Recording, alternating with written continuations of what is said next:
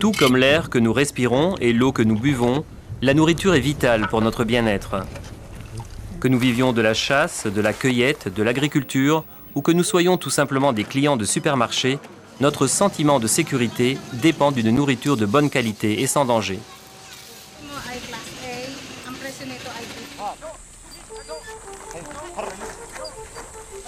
Depuis l'avènement de l'agriculture, les hommes cultivent leur propre nourriture ou connaissent ceux qui la cultivent. Ce lien entre producteurs et consommateurs est une garantie de la qualité et de l'innocuité de la nourriture. Le commerce international d'aliments n'a cessé de croître au fil des siècles. Jamais comme aujourd'hui a-t-on vu une telle pléthore et variété d'aliments faire le tour du monde. Mais comment être sûr que notre nourriture est saine et de bonne qualité? La réponse a un nom, le Codex Alimentarius, code alimentaire en latin. Ensemble de normes rigoureuses visant à garantir une nourriture saine et de qualité. En 1962, deux organismes des Nations Unies, l'Organisation pour l'alimentation et l'agriculture et l'Organisation mondiale de la santé, ont créé ensemble la commission du Codex Alimentarius. Tous les échelons de la chaîne alimentaire tirent profit du Codex, en particulier les consommateurs, qu'ils s'attachent à protéger contre les maladies d'origine alimentaire, et les producteurs qui bénéficient d'un accès élargi aux marchés internationaux. La Commission et sa vingtaine de comités et groupes spéciaux se réunissent pour élaborer et mettre à jour les normes du Codex sur la base d'avis scientifiques dispensés par des groupes d'experts indépendants organisés par la FAO et l'OMS. Du fait des préoccupations croissantes du public quant aux questions de sécurité sanitaire des aliments, le Codex se retrouve au cœur des débats. Les biotechnologies, les pesticides, les additifs alimentaires et les contaminants ne sont que quelques-uns des thèmes examinés durant les réunions du Codex. Le recours aux normes du Codex au sein de l'Organisation mondiale du commerce signifie que le Codex a des retombées de grande envergure sur la résolution des différends commerciaux.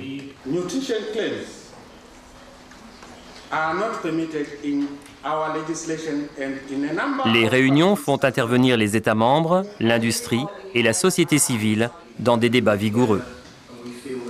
Le degré de participation a augmenté au cours des 5-10 dernières années. Et chaque année, nous battons un nouveau record. Cette année, nous comptons plus de 320 délégués et plus de 30 ONG et autres organisations internationales. Encore un nouveau record. Comme le Codex fonctionne essentiellement par consensus, les décisions peuvent prendre du temps, ce qui est parfois frustrant. Dégager un consensus peut être une plaie. D'un côté, un consensus est utile car tous les gouvernements donneront leur appui. Mais d'un autre, le désaccord peut être tel qu'on ne parviendra jamais à une décision. Le problème est que si une année on atteint un point de consensus, quand on y revient l'année suivante, on est à un autre stade. À mon avis, c'est le consensus d'une année sur l'autre qui devient très difficile. Le consensus au Codex est un processus parfois complexe, mais je pense qu'au bout du compte, c'est la marche à suivre. Autrefois, il y avait des votes, mais ils ont tendance à semer la discorde. L'objectif du consensus est donc, à notre avis, la meilleure chose, même si c'est parfois plus lent ou plus difficile. L'importance mondiale des normes du Codex dérive de l'expertise commune d'un vaste éventail de participants. Toutefois, une participation active et efficace peut représenter un véritable défi. Je crois que c'est une tribune très intimidante.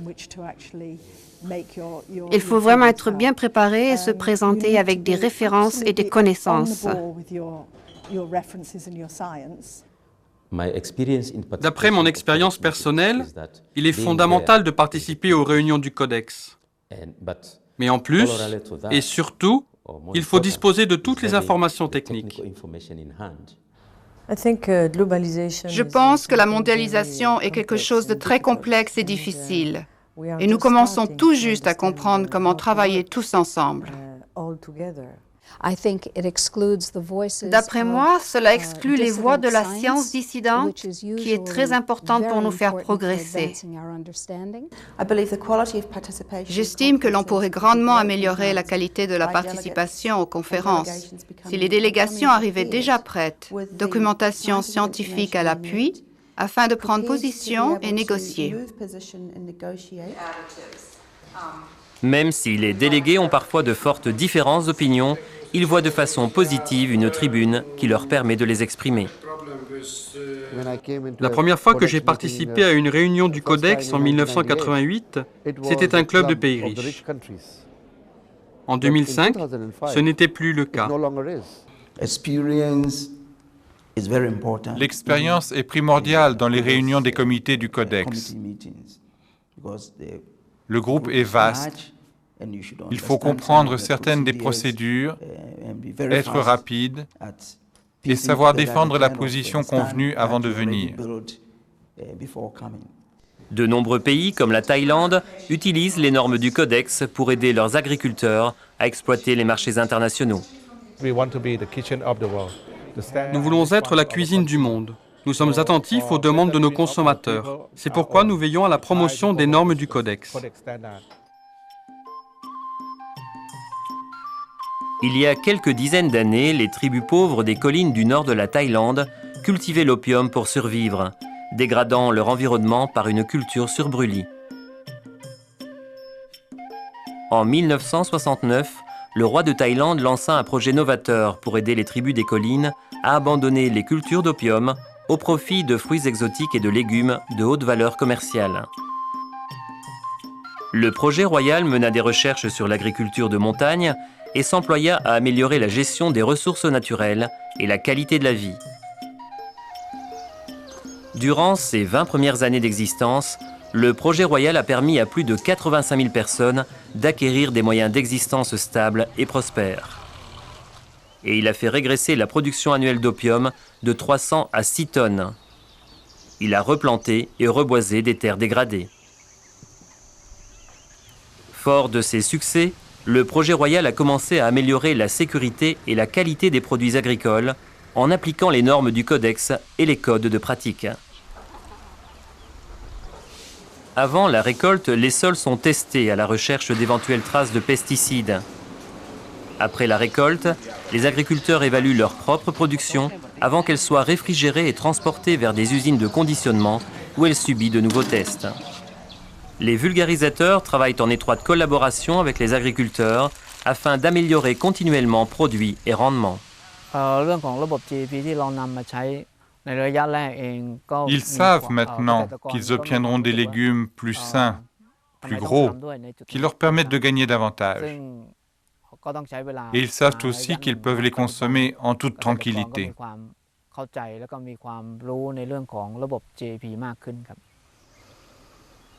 À mesure qu'ils acquièrent de nouvelles compétences, les agriculteurs des tribus des collines investissent davantage de temps et d'argent dans de nouvelles cultures.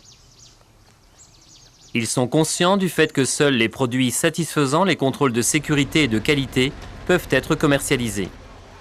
Avec l'accroissement de la production, la Thaïlande compte commercialiser les produits de qualité du projet royal dans le monde entier. Nos agriculteurs sont de petits paysans et des exploitants. Pour eux, il est très dur de respecter les normes. En Thaïlande, nous nous efforçons de les promouvoir car nous savons que la qualité et la sécurité sont très importantes pour le marché mondial. Les normes du Codex renforcent la croissance et la sécurité du commerce. Elles servent de lien entre des cultivateurs comme les tribus des collines de Thaïlande, les nombreux acteurs de la chaîne alimentaire et les consommateurs du monde entier. De plus en plus de pays en développement prennent part au processus et bénéficient souvent de l'aide du fonds fiduciaire du Codex qui s'efforce de financer et de former les participants de ces pays pour une contribution efficace. Être membre actif du Codex les aide à rivaliser sur des marchés mondiaux de pointe et améliorer la sécurité sanitaire des aliments pour leur propre population.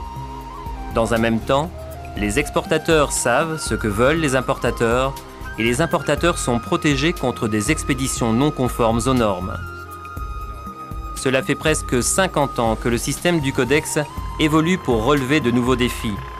Le commerce international des aliments est un créneau de 200 milliards de dollars par an, avec des milliards de tonnes de nourriture produite, commercialisée et transportée. Ce qui est en jeu, c'est la protection de la santé des consommateurs et la garantie de pratiques commerciales loyales. C'est pourquoi le Codex est vital.